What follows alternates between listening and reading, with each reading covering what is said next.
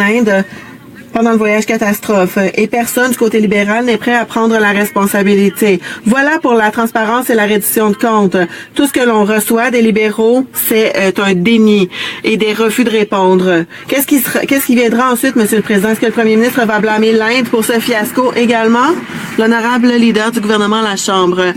Monsieur le Président, je l'ai déjà dit, je dis à tout le monde, nous sommes fiers de travailler pour donner des possibilités à la classe moyenne canadienne et à ceux qui travaillent fort pour en joindre les rangs. Le député a consulté le commissariat à l'éthique et au conflit d'intérêts et nous allons continuer de suivre les conseils que l'on reçoit. Les députés, les organisations invitent souvent des dirigeants d'affaires pendant ce genre d'événements et nous allons continuer de renforcer nos liens à l'international. Merci, Monsieur le Président.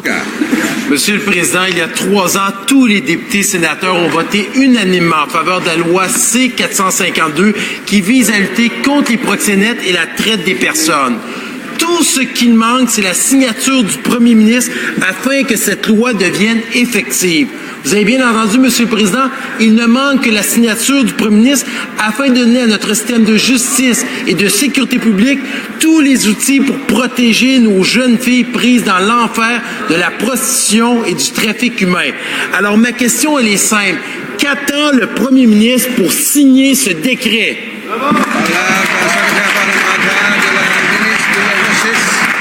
Merci, Monsieur le Président. Je veux commencer par remercier mon collègue pour la question. Human trafficking is one of the most... La traite des personnes est l'un des crimes les plus haineux. Notre gouvernement travaille en vue de lutter contre ce fléau de nombreuses façons. Nous voulons renforcer les efforts et pour protéger les victimes. Le projet de loi C-38 donne aux agents de la paix et aux procureurs de nouveaux outils pour mener des enquêtes et de nouvelles infractions également qui peuvent être difficiles à prouver. On renforce les mesures qui aideront les agents de la paix.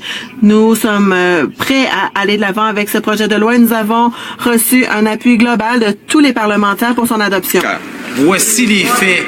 Des milliers de jeunes filles partout au Canada, dont environ 2000 juste au Québec, sont prises entre les mains des proxénètes et des gangs de rue. Depuis 2013, les députés sénateurs ont fait leur devoir et ont supporté, je tiens à le rappeler, unanimement, tout le monde, dont le premier ministre quand il était dans l'opposition, la loi C-452. Quand c'est le temps de vouloir légaliser la marijuana, il n'y en a pas de problème pour aller vite, mais quand c'est le temps de défendre nos jeunes filles qui sont prises entre les mains des proxénètes, là, ça semble compliqué pour le premier ministre de signer ce document. Qu'attend-il pour le faire?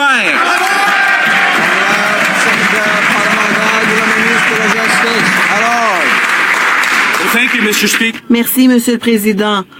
Et merci pour la question. Si les conservateurs de l'opposition se préoccupaient tant de la traite des personnes, pourquoi est-ce qu'ils ont fait des compressions aux forces de police? Pourquoi est-ce qu'ils ont fait des compressions dans toute la fonction publique à hauteur de 750 millions de dollars?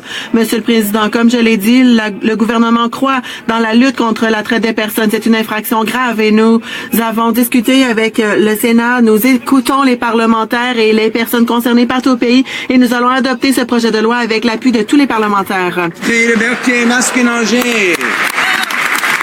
Président, le Premier ministre a tenu une activité de financement hier à Montréal. Sans étonnement, Stephen Brofman était de la partie. Vous vous rappelez de lui, Monsieur le Président? Il était nommé dans les Paradise Papers. Et qui d'autre, Monsieur le Président? Mitch Garver, nouvellement nommé président du conseil d'administration d'un nouvel organisme fédéral nommé par le ministre du Commerce international. Le Premier ministre a remercié ces gens pour le temps qu'ils ont dédié à leur mouvement, mais surtout pour tout l'argent qu'ils payent pour participer à leur soirée. Monsieur le Président, est-ce que le Premier ministre remercie ses amis en leur rendant des services aussi?